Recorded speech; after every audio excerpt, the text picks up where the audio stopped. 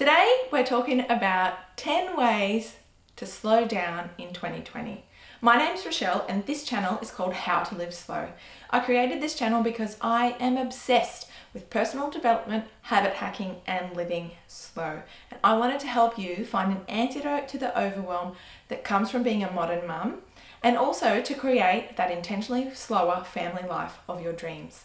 Right, I did it! So why would we be drawn to slowing down in the first place? Well, if you're a mum like me, it's probably because you feel like you're spending a lot of time doing things that you don't want to be doing, or your life feels full of obligations, responsibilities, and commitments, and jobs and chores around the house that you don't really want to be doing on top of work and everything else. And you don't have enough time and energy left over in the day on the things that make life joyful. I've actually made a whole video. It's called The Things You'll Have Time For When You Slow Down. And I'll leave a link to that video down below because that'll probably give you a few more ideas, or maybe you relate to some of the things in there that we just never find the time to do. We have a lot of guilt around spending that time on doing certain things when we should be doing other things. And hopefully that video will help you to see that slowing down to do the things that you really want to be doing is a valuable thing to focus your energy on. The good news is that even though your day-to-day may feel like there's nothing that can be changed and that you're stuck doing the same old thing, overly overwhelmed and busy, in the longer term you have a lot more control, and it's just a matter of making some different decisions to implement some changes to slow things down a little bit. So if 2020 is the year that you've decided to slow life down a little bit, I've got 10 ways for you to implement a bit more slowness in your life. So it goes without saying that to slow down, you need to focus on doing less. Now, this is easier said than done, but I'm sure if you look through your diary, you can find certain things that can be dropped pretty much immediately. And if slowing down and having more free time is a priority for you and you have young kids, one of the things that is easy to do is to have a family rule about one sport. So for my kids, I know that we're focusing on swimming at the moment, and we'll continue swimming throughout the year, but in soccer season, my son wants to play soccer, but I wouldn't then also sign him up for some other activity. So swimming and soccer and preschool is it in his diary, and that means less running around on the weekend and more ability to have free time and time on our hands to be a little bit more spontaneous, go for a bushwalk, go to the beach, and all of those things that make life really fun.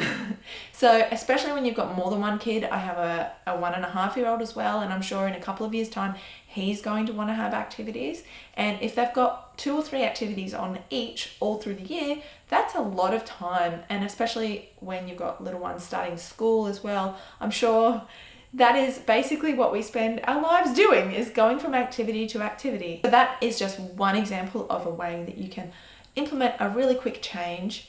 And also it affects your finances when you don't have as many activities to pay for. That brings me to my next point, and that is needing less. When you scale back your lifestyle, it creates the ability to start saving money. Potentially you can start to think about maybe going part-time at work if that's something that you desire, or even going to a one-income family if you've got young kids and you want to spend more time at home focusing on them. If that's something you desire, that may not be. You may want to start your own business and you need to take a pay cut for that time where you're just getting started and income is a little bit unstable, or just simply saving for the future so you can retire sooner. There are so many reasons why needing less is better than having to work more to pay for the things that you don't actually have the time to use or enjoy. Now that brings me to my third point. Aren't these so nicely connected? So my third point is to delay purchases. So often we come up with this new idea of something that we want to do or something that we need for our home, and we just go out and buy it. And I know I've been guilty of that in the last month or so, because we've just moved into a brand new home that we built, and I have been feeling like I need to go out and buy all the things to decorate. But what I've done with the kids' room and our room, instead of buying blinds and curtains and everything all in one go, I've been slowly taking my time, and all I've done is got some command hooks and hung up some old fitted sheets, and they fit perfectly into the window frame, and it works a treat. I mean, it's not the most beautiful thing, but it's just given me some time to delay and to decide exactly what we need and how I want each room to look. And there are so many examples of this, but delaying your purchases until you are sure that it's something you need, even with fashion and clothing and things like that. Okay, a short and sweet one. My personal mantra is just because you can doesn't mean you should. And this is so applicable to every aspect of your life. It can apply to purchases, it can apply to time commitments, it can apply to any kind of area where you're going to be sped up and feel more busy. Just because you can doesn't mean you should. So also related to this mantra is I have implemented time blocking, and I have talked about this in other videos.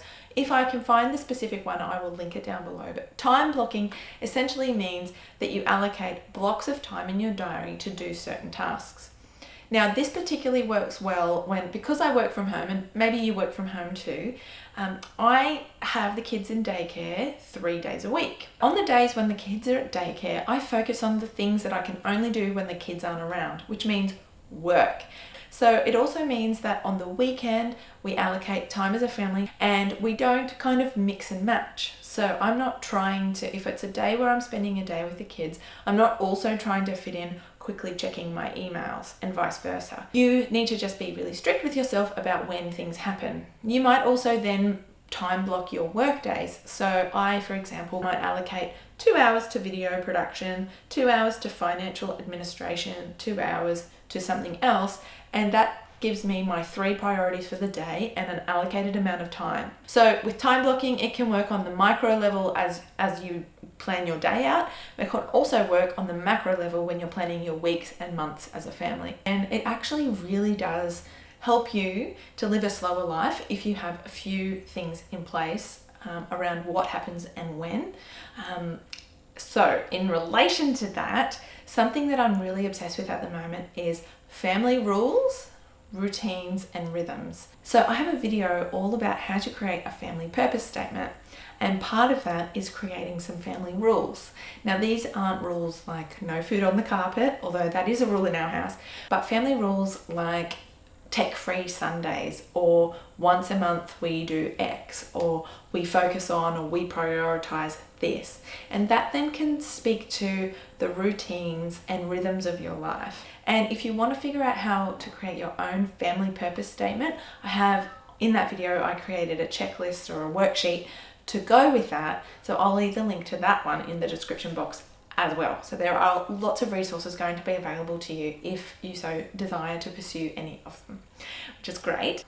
So in relation to that is also to spend time in nature, or like I said, have a tech-free Sunday, or allocate one day of the week where you have no plans. Have you ever noticed how when you go camping and you have no phone service or anything, the days seem to go so much longer?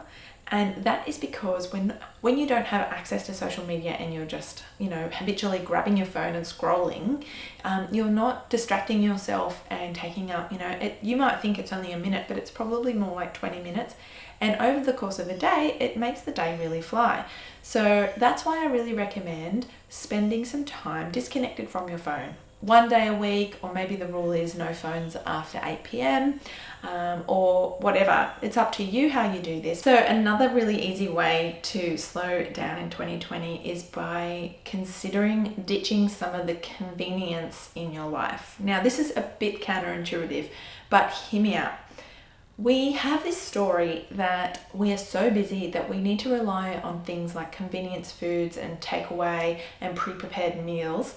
Whereas if we took the time to if you really think about it, ordering takeaway, going to pick it up, the time you could have easily spent preparing food at the same time as the kids are doing their homework, or they can be helping you chop, they can be sitting at the bench, and that's a really nice time to go into a bit of a nice, reconnect as a family. If they've been at school and you've been at work or whatever, if you've been away from each other in the day.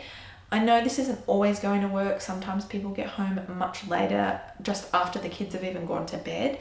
But if you can come up with ways of ditching some of the convenience and realizing that is actually not always true, then that's a really nice way to slow down, By taking the time to focus on preparing a healthy meal, you're kind of telling your body, and you're telling you're internalizing that you have got time to do the things that you want to do, which for most of us, we want to be eating healthy, nutritious food. So it's something to consider. My final idea for slowing down in 2020 is to focus on your relationships, and just focusing on the way that you connect with people helps you to feel like things have slowed down. Slowing down is a state of mind, and it's really good for your well-being, calms the nervous system, and it's, connecting with people is a really nice way of doing that. So often we can be caught up in the idea that what we do is who we are, and we are more than just what we do as a job. We have so much more to offer. Okay, so I also have a bonus way to slow down in 2020, and that is a reminder to you that you create your reality by the thoughts that you think, by the decisions that you make, and the words that you speak. So if you've internalized the idea that you're busy and you're thinking to yourself constantly that you are busy, then you're going to make decisions and take actions that create that reality. And you're going to say it, and then people are going to think it, and then you're going to feel more obliged. And the thing is that what's really great about this is that you can change those stories, say different things, and start creating a new reality where the decisions you make slow you down and keep you at a nice, even level. So I guess it's really all about gratitude. Gratitude for the fact that the position that you're in is all because of what the thoughts that you've thought, the words that you've said, and the decisions that you've made. So you can always change that, and that is the biggest realization ever. So now it's up to you. I would love to know what your biggest takeaway is. What's one thing that you might be able to implement to slow things down a little bit in 2020? Some of these might have been really obvious to you, some of them might have been new ideas, and I would really love to know. And if you've got any other ways of slowing down, please let us know in the comments, because that is where the best stuff comes from, is chatting to you guys and you guys chatting to each other and getting, spreading the slow love, I guess. So anyway, thank you so much for joining me